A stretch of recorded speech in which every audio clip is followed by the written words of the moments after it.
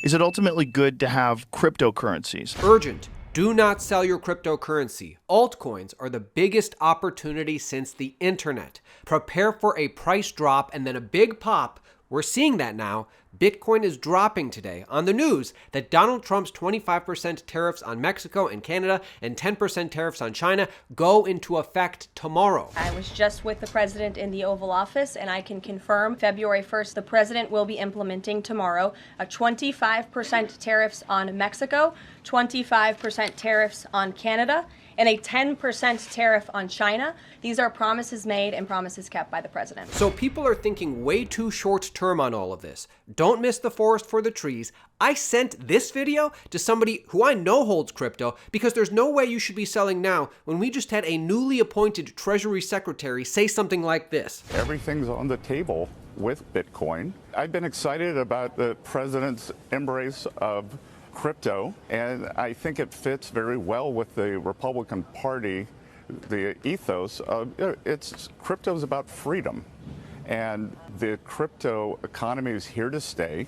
The Democrats are running from it because they're trying to wash off the stench of Sam Bankman-Fried and his family's donations to the Democratic Party. So they're willing to take down a whole industry because of bad behavior on their part, bad behavior one actor.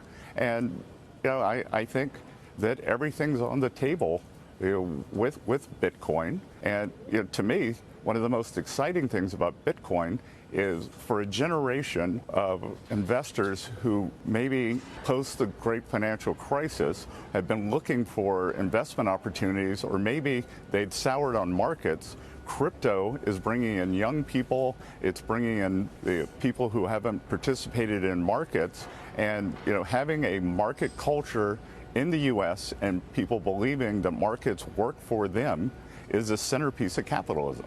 Galaxy's global head of asset management, Steve Kurz, says crypto markets are so different now. It's cliche to say this, but 100% true. How different is the environment now? It feels a little trite to say this time is different, but it really is. Yeah. I mean, it's the standing room only crowd for all of the sessions on Bitcoin. I think the best way to explain that, I was at the bar with my wife last night. We had a nightcap.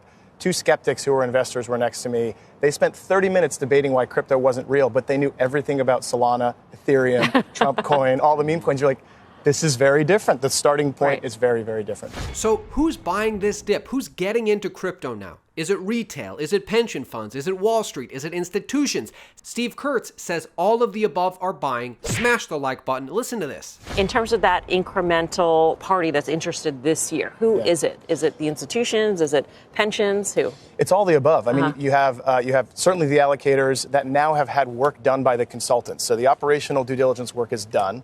The pensions are looking. The institutional wealth crowd, which is a $50 trillion market that hasn't yet really come into the space. They now see a one-year track record on the Bitcoin ETFs. They're starting to look towards investing their client capital in Bitcoin. It's really all the above. What altcoins do you want us to talk more about on this channel? Because it's not just Bitcoin anymore. Altcoins are entering their best crypto cycle yet. Steve, when you think about it, we've heard a lot of use cases, over the years, and many of them have kind of fallen by the wayside, right? It really has become a store of value. So when you talk about a lot of these big institutions and the demand for it, is it just digital gold? Well, it's chicken and egg. You need the regulations and a framework to build. Crypto was a back-end technology first. You're going to see an explosion of building on top of crypto now. It's not just digital gold. You have Ethereum and Solana, obviously, but stable coins. What you're going to see is stable coins moving from a $200 billion market cap to $400 or $500 billion. It's a cheaper technology. The settlement is faster. It's found product market fit. We don't need to do anything except to put more fuel on that fire. Very friendly administration. How important is a Bitcoin reserve? The Bitcoin reserve it's of course important, but it's not as important as the fact that the war on crypto by the U.S. government is officially over. It really is. You've never seen a 180-degree shift so quickly from one administration to the next. What happened in the last few years is we were talking about what is crypto, then why is crypto important. Now it's how are we going to bring crypto to the U.S.?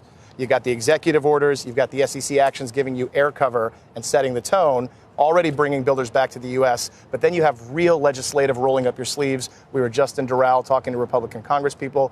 Where does DeFi fit on the board? How do we sequence this? How do we get things done this year? People used to go on TV and only talk about Bitcoin. Now they're running segments dedicated to specific altcoins, like Solana. Solana is the most used blockchain in the world. We have over 50 million daily transactions on the blockchain, with over $10 billion of value transacted on the blockchain daily. This time does seem 100% different. Like Joe Rogan might do something like this. Is it ultimately good to have cryptocurrencies that no one's in control of? Maybe they're all volatile and crazy and moving all over the place, but it's not a central bank that's dictating the interest rates and telling you what you can do. Let's say we do a JRE coin, and the JRE coin is worth $3 billion, and we decide, hey, we're going to take some of that money and not sell the coin, but use it as collateral for a loan to build a $2 million new studio. Essentially, that's what the projects are supposed to be for. They're launching a coin almost as a fundraiser, as a new way to be like a stock, but it's not a stock. You're essentially crowdfunding the organization, and as long as he's not selling the coins, the question is, like, when does it become a problem? Michael Saylor even getting bold about Bitcoin nowadays, telling detractors, hey, if you don't have a good argument against Bitcoin, look at my life and look at your life and shut the hell up. So literally, what I do is turn it around to you and say, if you don't think it's the most interesting, tell me what asset in the world is more interesting right now to more people, because I don't think you can name one. Well, I think it's interesting because of all of the conversations that it sparked and the way that it's become very political, and it really brings out the emotions of everyone involved, either positive or negative. But the things that you mentioned there about why it's interesting, like, again, a lot of it has to do, I mean, you mentioned the fact that it trades on weekends, which other assets don't, but the idea that it is... Ed, come on. First of all, the number one performing stock in the S&P 500, mine. Yeah. We're up 30x. Yeah. That's 3 times more than NVIDIA. That's interesting. How about the number one options market in the S&P 500? Mine.